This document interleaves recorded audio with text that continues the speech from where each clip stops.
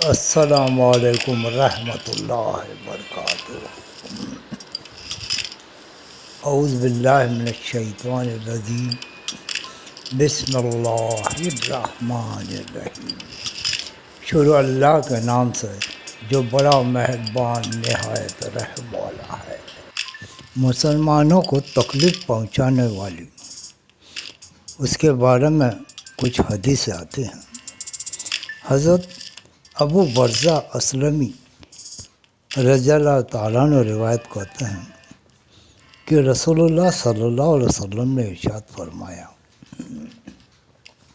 اے وہ لوگوں جو صرف زبانی اسلام لائے اور ایمان ان کے دل میں داخل نہیں ہوا، مسلمانوں کی غیبت نہ کیا کرو اور ان کے عیبوں کے پیچھے نہ پڑا کرو، کیونکہ مسلمانوں کے عیبوں کے پیچھے پڑتا ہے جو مسلمانوں کے عیبوں کے پیچھے پڑتا ہے، اللہ اس کے عیب کے پیچھے پڑ جاتے ہیں، اور اللہ تعالیٰ جس کے عیب کے پیچھے پڑ جاتے ہیں اسے گھر بیٹھے رسوا کر دیتے ہیں۔ یہ ابو داؤد کی حدیث ہے۔ حدیث شریف میں کہ پہلے جملے سے اس بات پر تنبیہ کی گئی ہے کہ مسلمانوں کی غیبت کرنا منافق کا کام ہو سکتا ہے، مسلمانوں کا نہیں۔ ابھی ابو داؤد کی اور ایک حدیث سنیے۔ حضرت انس جوہنی فرماتے ہیں کہ میں نبی کریم صلی اللہ علیہ وسلم کے ساتھ ایک غزوے میں گیا۔ وہاں لوگ اس طرح ٹھہرے کہ آنے جانے کے لیے راستے بند ہو گئے۔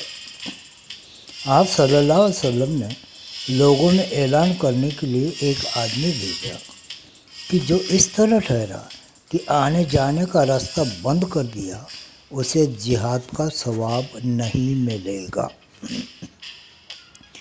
حضرت ابو امامہ رضی اللہ تعالیٰ عنہ روایت کرتے ہیں کہ نبی کریم صلی اللہ علیہ وسلم نے ارشاد فرمایا، جس شخص نے کسی مسلمان کی پیٹھ کو ننگا کر کے ناحق مارا، اللہ تعالیٰ سے اس حال میں ملے گا، اللہ تعالیٰ اس پر ناراض ہوں گے۔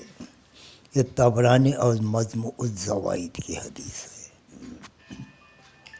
ہے مسلم کی ایک حدیث سنیں۔ حضرت ابو ہریرہ رضی اللہ تعالیٰ عنہ روایت کرتے ہیں کہ رسول اللہ صلی اللہ علیہ وسلم نے صحابہ رضی اللہ تعالیٰ عنہ سے ارشاد فرمایا، کیا تم جانتے ہو کہ مفلس کون ہے؟ صحابہ رضی اللہ تعالیٰ عنہ نے عرض کیا، ہمارے نزدیک مفلس وہ شخص ہے جس کے پاس کوئی درہم یعنی پیسہ اور دنیا کا سامان نہ ہو۔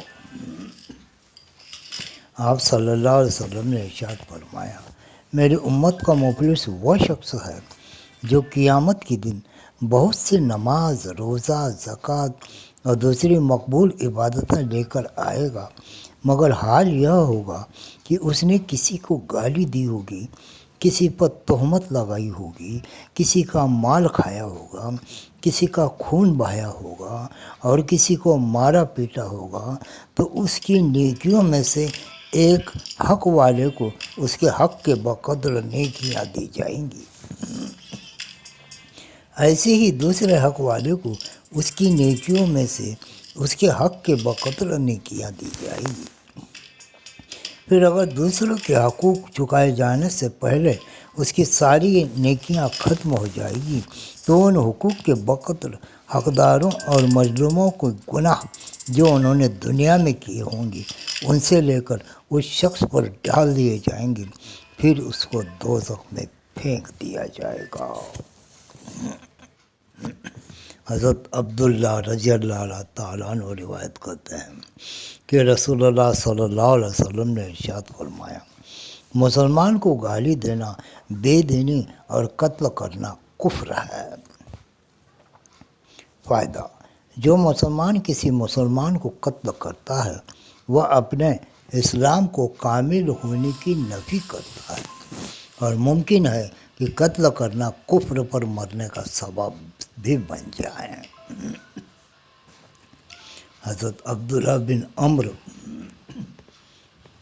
سے روایت کرتے ہیں کہ رسول اللہ صلی اللہ علیہ وسلم نے ارشاد فرمایا، مسلمانوں کو گالی دینے والا اس آدمی کی طرح ہے جو ہلاکت و بربادی کے قریب ہو۔ حضرت ایاز بن حمار رضی اللہ تعالیٰ عنہ فرماتے ہیں کہ میں نے عرض کیا کہ اللہ کے نبی، میری قوم کا ایک شخص مجھے گالی دیتا ہے جب کہ وہ مجھ سے کم درجے کا ہے، کیا میں اسے بدلا لوں؟ نبی کریم صلی اللہ علیہ وسلم نے ارشاد فرمایا، آپس میں گالی گلوچ کرنے والے دو شیطان ہیں جو آپس میں فحش گوئی کرتے ہیں اور ایک دوسرے کو جھوٹا کہتے ہیں۔ حضرت ابو ذریع ثابت بن سلیم رضی اللہ تعالیٰ عنہ فرماتے ہیں کہ میں نے رسول اللہ صلی اللہ علیہ وسلم سے عرض کیا، مجھے نصیحت فرما دیجیے۔ آپ صلی اللہ علیہ وسلم نے ارشاد فرمایا، کبھی کسی کو گالی نہ دینا۔ حضرت ابو ذریع فرماتے ہیں کہ اس کے بعد سے میں نے کبھی کسی کو گالی نہیں دی، نہ آزاد کو، نہ غلام کو، نہ اونٹ کو، نہ بکری کو۔ نیز رسول اللہ صلی اللہ علیہ وسلم نے ارشاد فرمایا، کسی نیکی کو بھی معمولی سمجھ کر نہ چھوڑو، یہاں تک کہ تمہارا اپنے بھائی سے خواندہ پیشانی سے بات کرنا بھی نیکی میں داخل ہے۔ اپنا تہبند آدھی پنڈلیوں تک اونچا رکھو، اگر اتنا اونچا نہ رکھ سکو تو کم سے کم ٹخنوں تک اونچا رکھو۔ تہبند کے ٹخنوں سے نیچے لٹکانے سے بچو، کیونکہ یہ تکبر کی بات ہے اور اللہ تعالیٰ کو تکبر ناپسند ہے۔ اگر تمہیں کوئی گالی دے اور تمہیں کسی ایسی بات پر آر دلائے جو تم میں ہو اور وہ اسے جانتا ہو، تو اس کو کسی ایسی بات پر آر نہ دلانا جو اس میں ہو اور تم اسے جانتے ہو۔ اس صورت میں اس آر دلانے والے کا وبال اسی پر ہوگا۔ یہ ابو داؤد کی حدیث ہے۔ حضرت ابو ہریرہ رضی اللہ تعالیٰ عنہ روایت کرتے ہیں کہ نبی کریم صلی اللہ علیہ وسلم تشریف فرما تھے۔ آپ کی موجودگی میں ایک شخص نے حضرت ابو بکر صدیق کو برا بھلا کہا۔ آپ صلی اللہ علیہ وسلم اس شخص کے مسلسل برا کہنے اور حضرت ابو بکر صدیق کے صبر کرنے اور خاموش رہنے پر خوش ہوتے رہے اور تبسم فرماتے رہے۔ پھر جب اس آدمی نے بہت ہی زیادہ برا بھلا کہا تو حضرت ابو بکر صدیق نے اس کی کچھ باتوں کا جواب دے دیا۔ اس پر رسول اللہ صلی اللہ علیہ وسلم ناراض ہو کر وہاں سے چل دیے۔ حضرت ابو بکر صدیق بھی آپ کے پیچھے پیچھے آپ کے پاس پہنچے اور عرض کیا، یا رسول اللہ، جب تک وہ شخص مجھے برا بھلا کہتا رہا آپ وہاں تشریف فرما رہے ہیں۔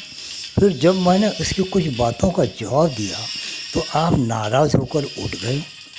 رسول اللہ صلی اللہ علیہ وسلم نے ارشاد فرمایا، جب تک تم خاموش تھے اور صبر کر رہے تھے، تمہارے ساتھ ایک فرشتہ تھا اور جو تمہاری طرف سے جواب دے رہا تھا۔ پھر جب تم نے اس کی باتوں کا جواب دیا تو وہ فرشتہ چلا گیا اور شیطان بیچ میں آ گیا اور میں شیطان کے ساتھ نہیں بیٹھتا، لہٰذا میں اٹھ کر چل دیا۔ اس کے بعد آپ صلی اللہ علیہ وسلم نے ارشاد فرمایا، ابو بکر، 3 باتیں ہیں جو سب کے سب بالکل حق ہیں۔ جس بندے پر کوئی ظلم یا زیادتی کی جاتی ہے وہ صرف اللہ تعالیٰ کے لیے اس سے درگزر کر دیتا ہے اور انتقام نہیں لیتا، تو بدلے میں اللہ تعالیٰ اس کی مدد کر کے اس کو کبھی کر دیتے ہیں۔ جو شخص صلہ رحمی کے لیے دینے کا دروازہ کھولتا ہے تو اللہ تعالیٰ اس کے بدلے اس کو بہت زیادہ دیتے ہیں، اور جو شخص دولت بڑھانے کے لیے سوال کا دروازہ کھولتا ہے تو اللہ تعالیٰ اس کی دولت کو اور بھی کم کر دیتے ہیں۔ یہ تھی کچھ حدیث ہے جو مسلمانوں کو تکلیف پہنچانے کے بارے میں اور ان سے صلہ رحمی کے بارے میں تھی۔